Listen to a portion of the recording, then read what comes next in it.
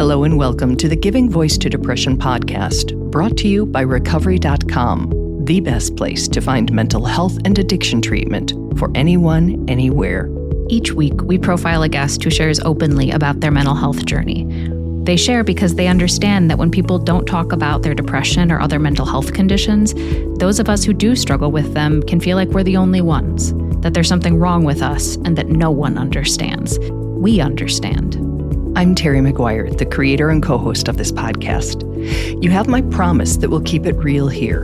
Depression is real, and we're not going to sugarcoat our discussions about it. Hope is also real, and you'll get a dose of that here too. I'm Carly McCullough, a licensed social worker and educator, and Terry's daughter. We've both experienced depression and also support loved ones struggling with it. We're here to normalize talking about depression and mental health in our communities, as well as our families. And to share real-world tested strategies that have worked for other people who have walked similar paths. Thanks for joining us. Hello, Carly. Hi, Mom. Today's conversation is both powerful and painfully familiar to many of us who've lived with depression. We're talking with Kevin Lepine, who grew up misunderstood, bullied, and unseen. Experiences that shaped his earliest encounters with mental illness long before he had a name for it. Kevin doesn't just talk about what happened, he talks about how it felt. The loneliness, the confusion, the crushing isolation that can grow out of early trauma and living without adequate supports, having undiagnosed conditions like attention deficit disorder. And he shares how it all fed into his depression. He also talks about what finally helped. Friends who wouldn't let him disappear. Language that helped him explain what he was going through. And support that helped him build a life beyond pain. It's honest and raw, but it's also really practical. So if you've ever struggled to explain your depression to someone else, or if you're supporting someone who struggles to get out of bed or even answer a text, this episode might help give you the words and the understanding that it's not always about feeling better. Sometimes it's about saying, this is what I can do today, and having someone understand that. Kevin's story is full of moments like that. Here is Kevin Lepine, giving his voice to depression.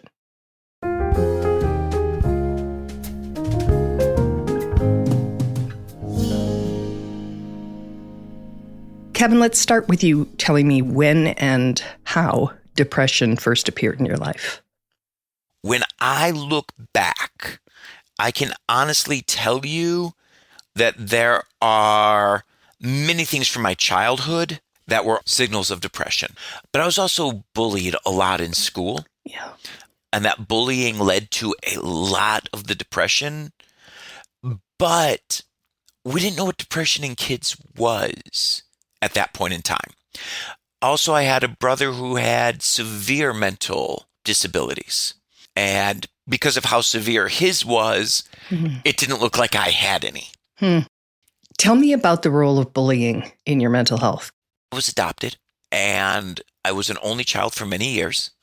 And because of that, I was raised around adults. And I had ADD, which, once again, wasn't really being diagnosed in, the late 70s, early 80s.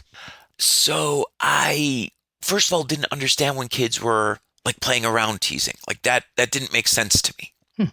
So I took it personally. Because I took it personally, sharks smelled blood in the water and they knew they could get a reaction out of me. And so that just kept going and going and going and building and building and building. When I would tell somebody about the bullying, the teacher would then have to do 30 minutes on don't bully each other, which meant Kevin was getting his ass kicked because they all knew who was responsible for it. Yep.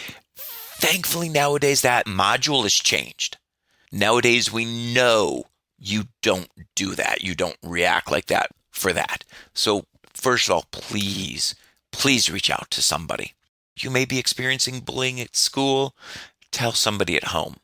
If you're experiencing bullying at home, please tell somebody at school or tell somebody that you know you can trust. I know how hard it is to reach out. What would your hope be if you were able to have gone home and told your family to follow your own advice?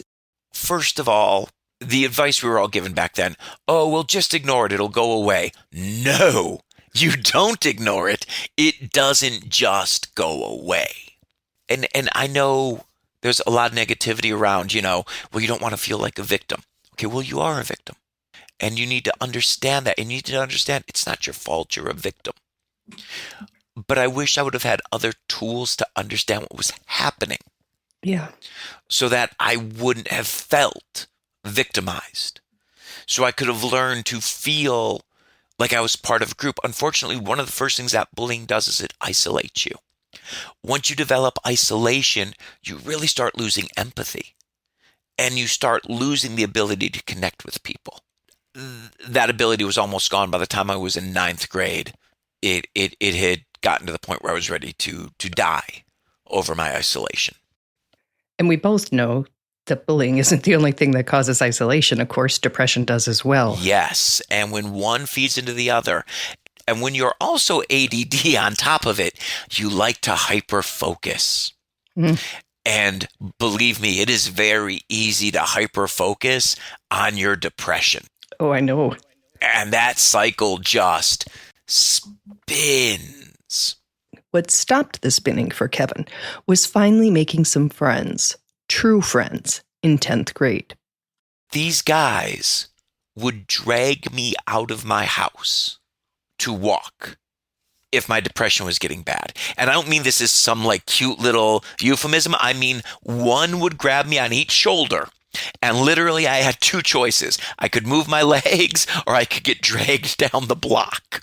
And to be clear, we're talking about friends who are doing this with the best of intentions. Yes, because once I understood what the depression was, once I could communicate that to them, they went, okay, we know this won't cure it, but we know this helps it.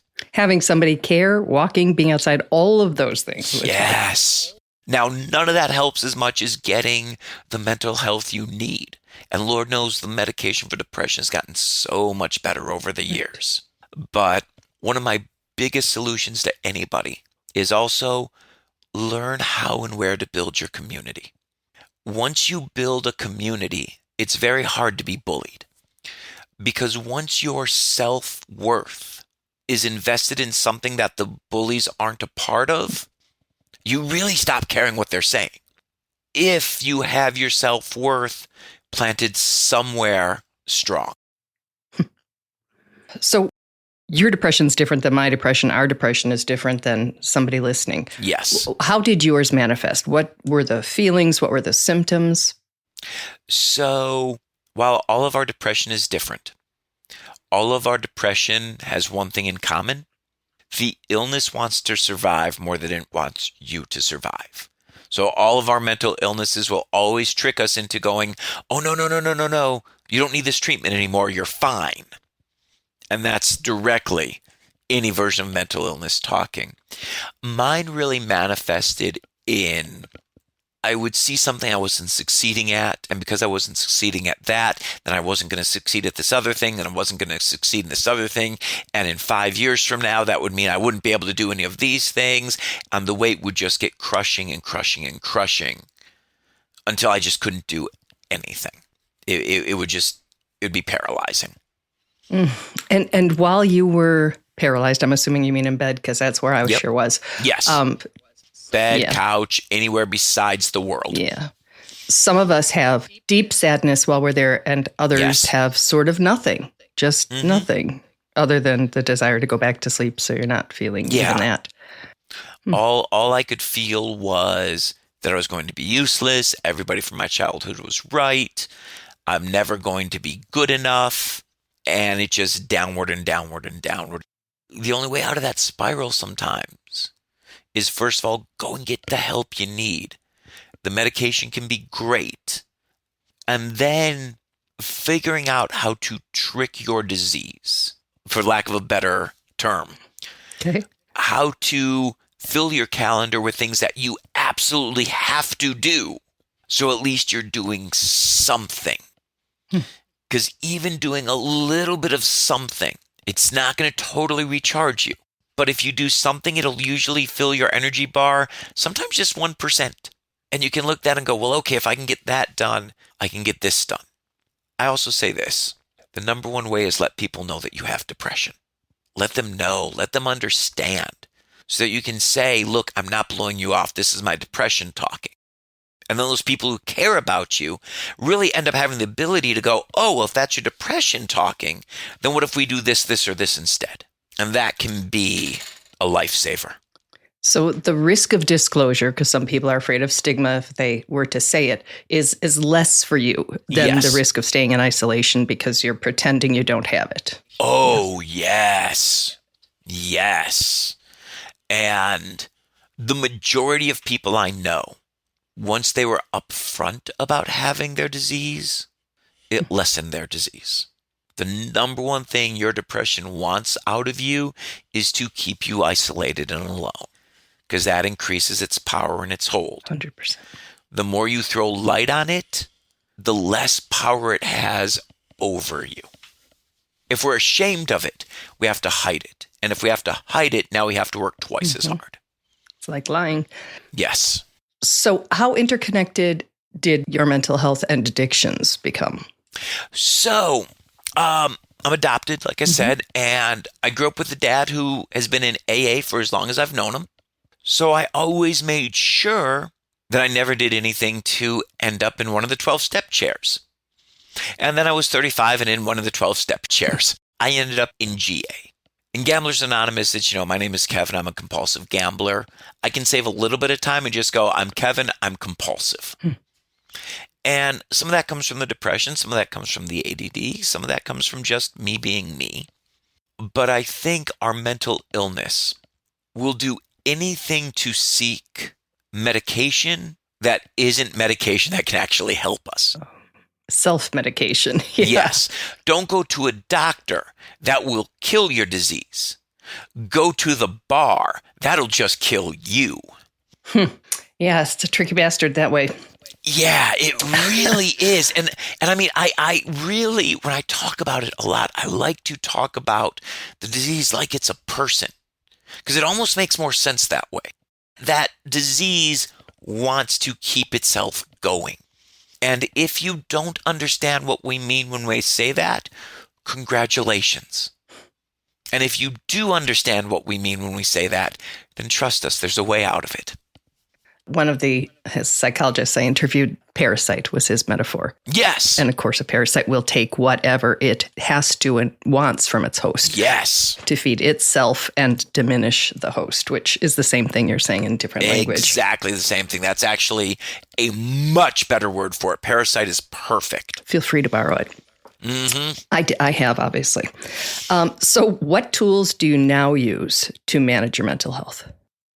So, having been in the 12-step program, I really got to learn how to focus on myself and how to realize what's going on in my life, how to make priorities, and how to talk with the people in my life and going, this is what I'm feeling. My wife will still drag me on walks, which are kind of miserable for me, and they're totally horrific for her because she has to put up with me while I'm on those. But I do acknowledge how much they really do help and what they really, really, really do mean.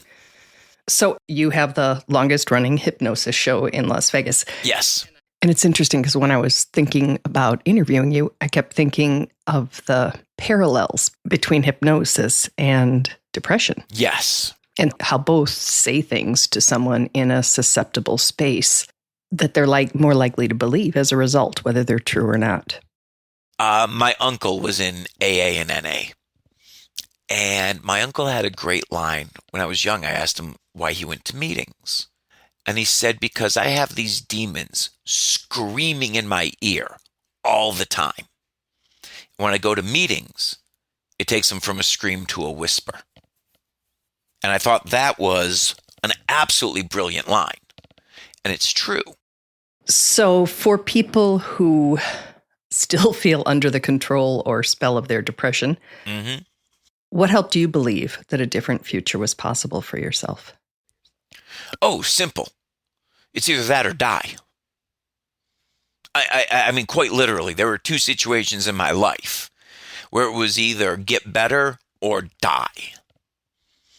And I realized I didn't want to die. The first time was when I was 15. Because of all the abuse that I had endured through school, I was ready to kill myself. And then, thank God, I had this weird thought. I took out a piece of paper and I wrote a list of everything I hated about myself, which was a very, very long list. I wrote a list of things I liked about myself, which was a very short list. And then I wrote a list of everything I wanted to be. And I prayed on that in a way I'd never prayed before.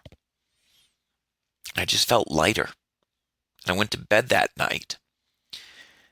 And then I started a new life trying to be that person.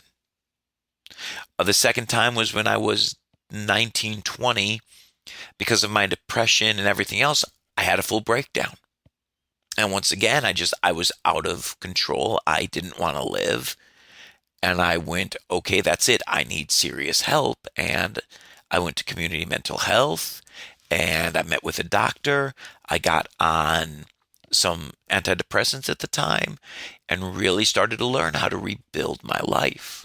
From your experience, what do you say to somebody who's still in it, who's still hurting, who still just doesn't have hope that things will change, that they will change, and that life will be something they look forward to living? So let's start with the easiest level on that. Okay. The easiest level is if I tell you in the middle of your depression that you can be happy, you will tune me out immediately. One of my favorite, things when I'm talking to people about depression and hypnosis, it's like, oh, well, just don't feel depressed. Oh, well, go F yourself. Because I think that's the right response to that. Oh, well, you have anxiety. Just don't think about it. Well, go to hell. But even worse is the whole, oh, no, you can be happy. No, I can't. One of the reasons I can't be happy? I've never experienced it. I don't know what it is. See, when you say I can be happy, I don't know what you're talking about. But if I say it can be different, now I'm curious. Promise your life can be different. Promise you can find a way to grow and achieve the life you want to achieve. And when I say achieve, it's because you're going to have to work for it. And I know this is one of those cliches that's been said over and over and over. You're not going to get everything you work for, but you're going to work for everything you get. It can be different, and different can be better. And once you see the better that different has, then you see the next thing you can achieve. It's not about getting to the top of the ladder. It's just about getting one more step up. And I promise you, that next step is achievable. I could hear that and accept that much better than I could. You're going to have this wonderful life. Yeah. And it's so weird because everybody who says, oh, you're going to have this wonderful life, they're trying to be sweet, but they don't understand that we don't have anything to pull that experience from. So yeah, I like to say it can be different and different can be better.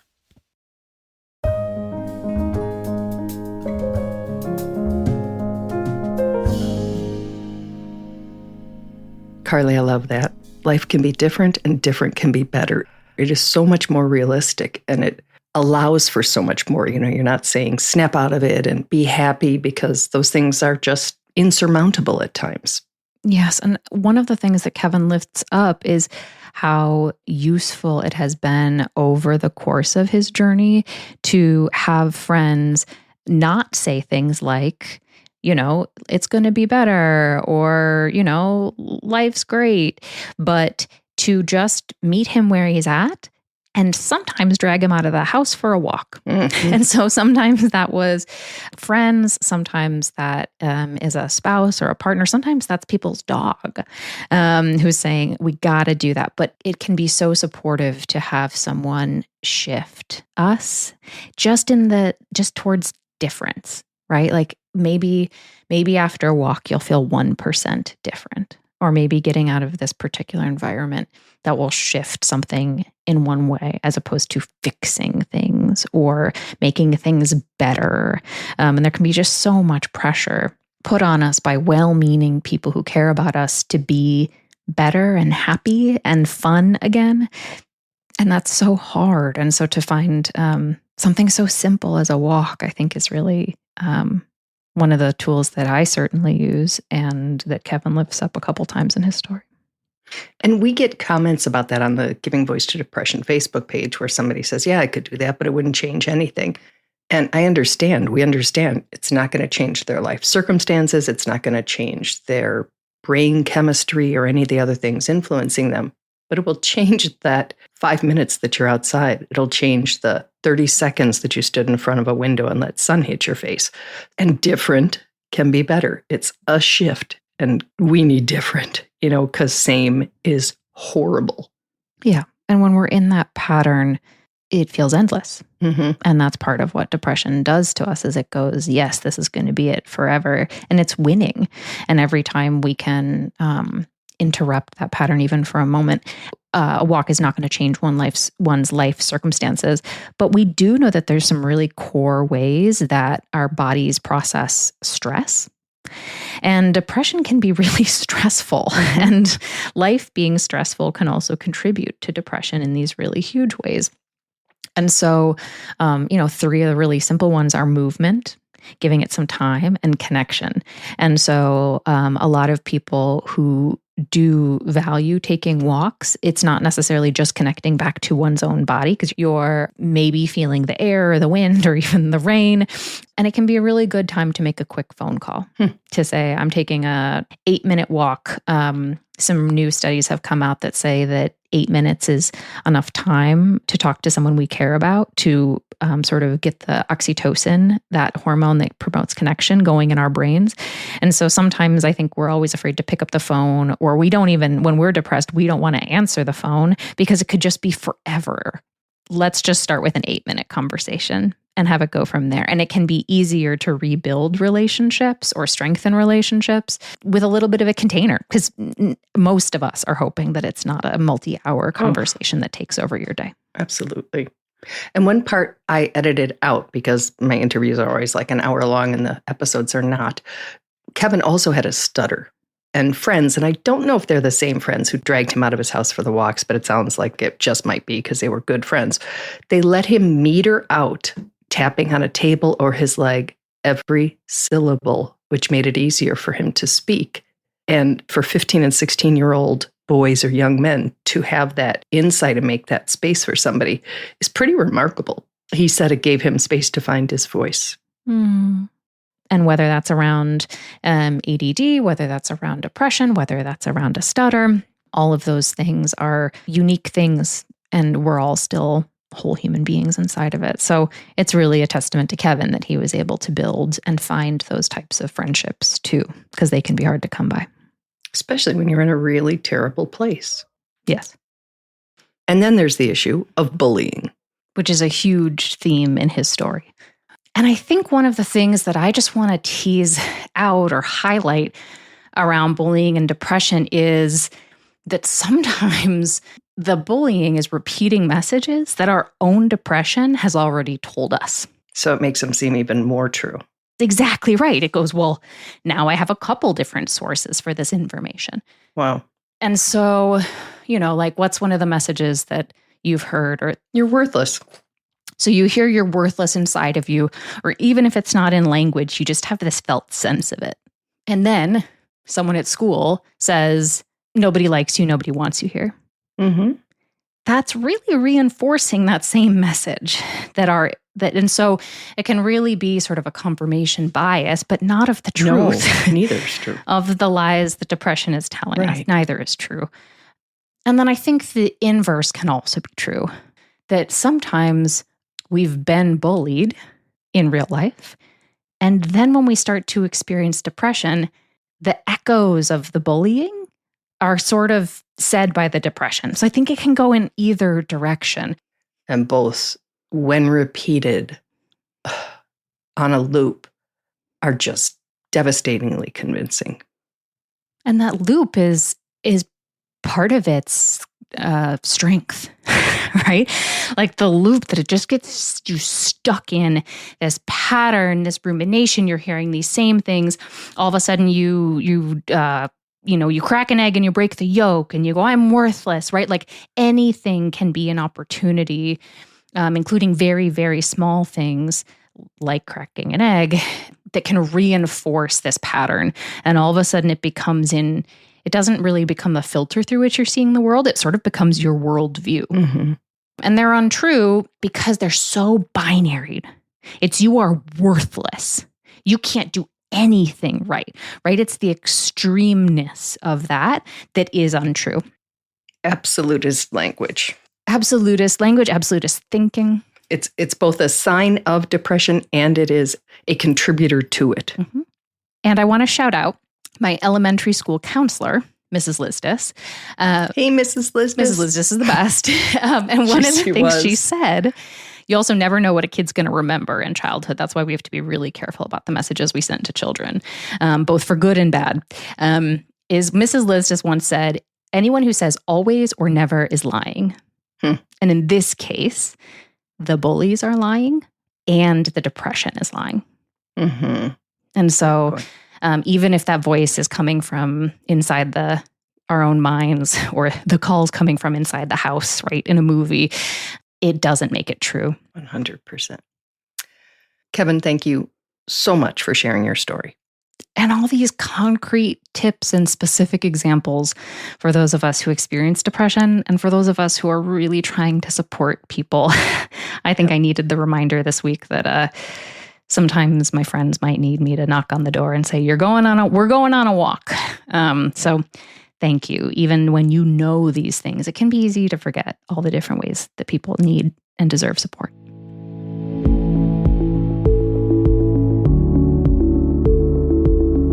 We really hope that this discussion helps give some language or context to your own depression or ideas for how to support someone else in your life living with it. We invite you to check out the hundreds of episodes in our archive and to explore both the Resource Hub and treatment options on recovery.com. Depression is too dark a road to walk alone. We'll be back next week.